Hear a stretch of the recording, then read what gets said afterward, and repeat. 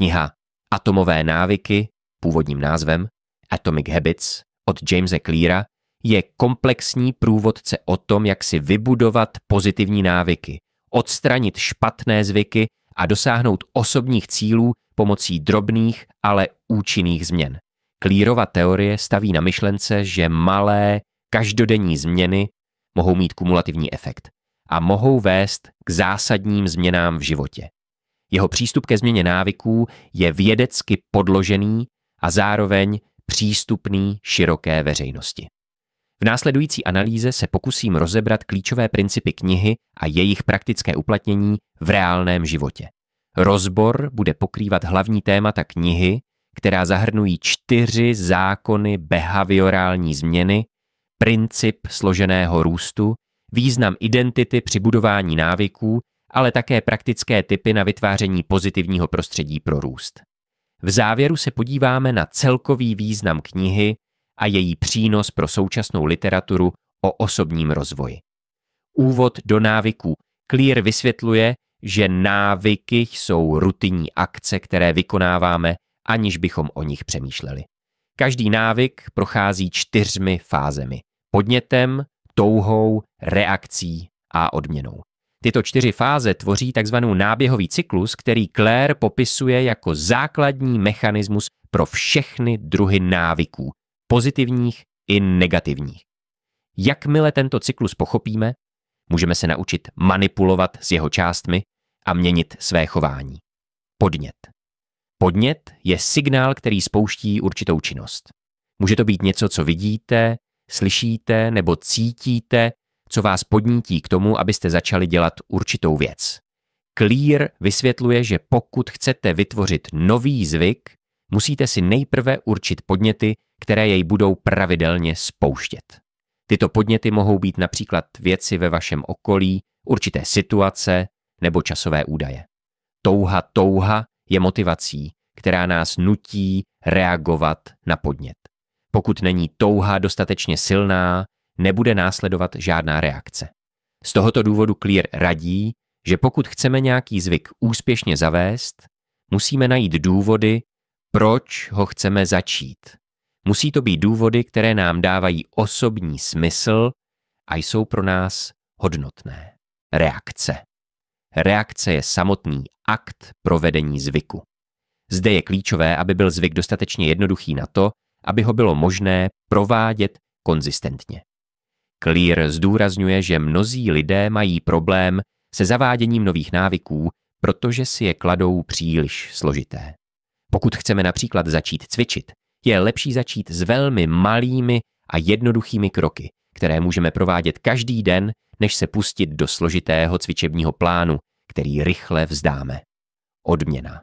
Odměna je poslední fází cyklu a slouží jako potvrzení toho, že náš zvyk je užitečný a že ho stojí za to opakovat. Odměna posiluje naše chování a učí nás, že reakce na podnět vede k pozitivnímu výsledku.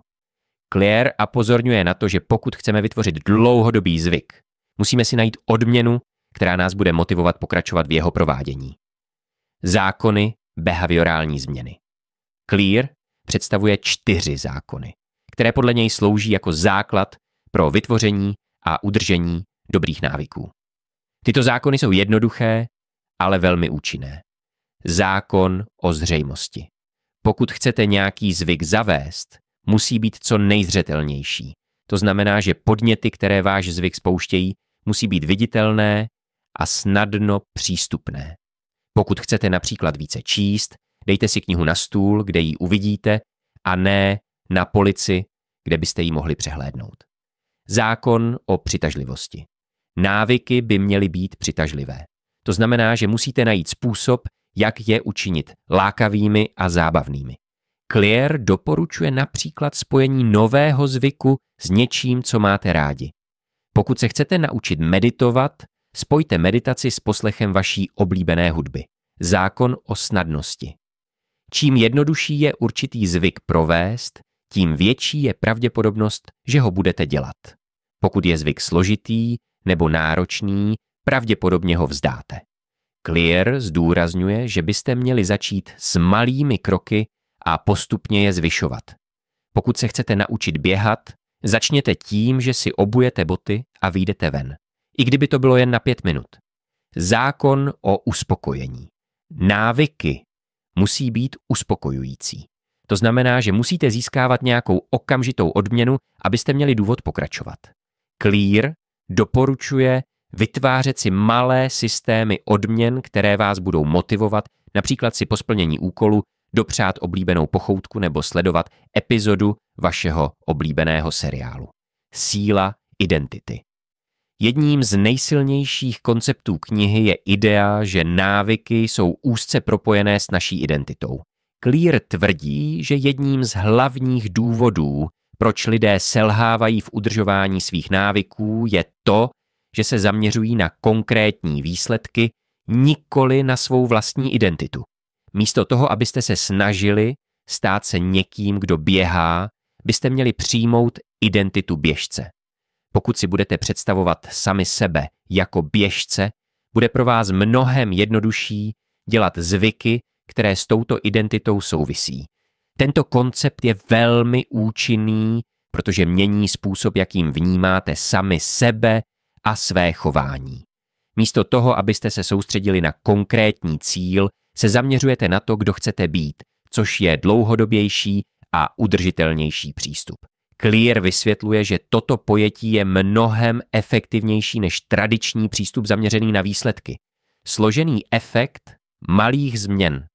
Jedním z hlavních principů knihy je myšlenka, že malé, každodenní změny mohou mít obrovský dopad na dlouhodobé výsledky. Clear používá termín atomové návyky k popisu malých, ale konzistentních změn, které se postupem času hromadí.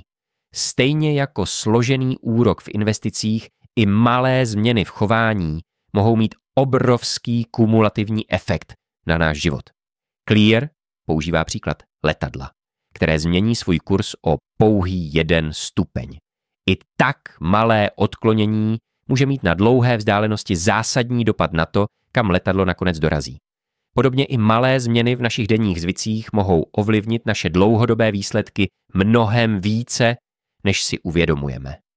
Tato filozofie je velmi povzbudivá, protože ukazuje, že k dosažení významných změn není nutné provádět drastické kroky. Stačí se zaměřit na malé věci, které lze konzistentně opakovat. Prostředí jako faktor úspěchu Clear zdůrazňuje, že prostředí, ve kterém se nacházíme, má obrovský vliv na naše chování. Pokud chceme úspěšně změnit své návyky, musíme změnit také své prostředí.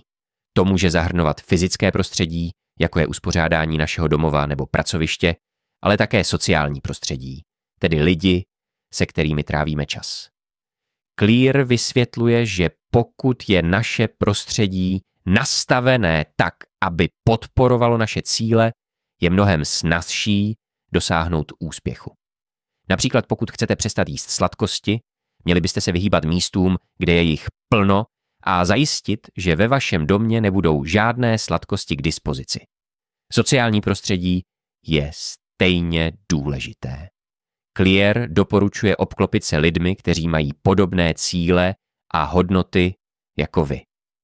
Skupina lidí s podobnými cíli může sloužit jako podpora a motivace k tomu, abyste pokračovali ve svých snahách o změnu. Praktické rady a nástroje.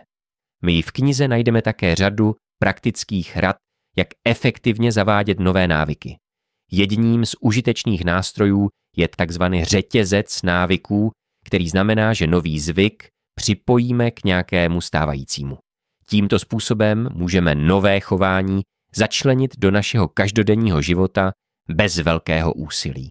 Například pokud chcete začít meditovat, můžete tento zvyk připojit k něčemu, co už děláte, jako je ranní káva. Děkuji za sledování